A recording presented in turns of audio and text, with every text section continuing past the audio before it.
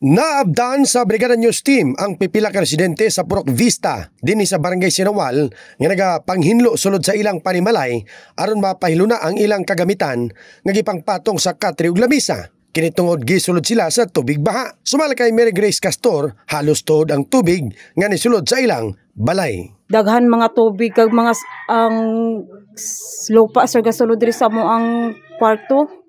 Sa mga katre. So wala pa ka nahuman ng panglintyo? Wala pa sir, daghan pa kayo sir, mag-umpisa pa ko. Gitudlo sab ni Melanie Bordahe kung asa ni agi ang tubig baha pasulod sa Lot 38 nga nakahasol kanila. Diya sir o nga nabakbak nga padir, diya agi ang tubig so mag-adto magdaus-dus diri tanan ang tubig kay dako magud na nga area diha.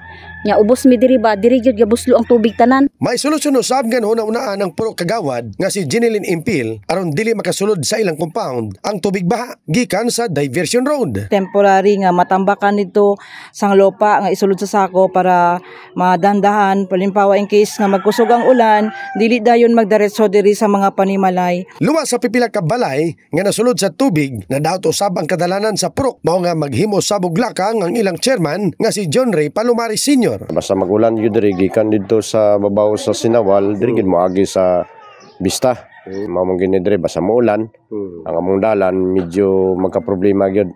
In the heart of changing lives, Christopher Jason sa 89.5 Brigada News FM Jansan, The News Authority.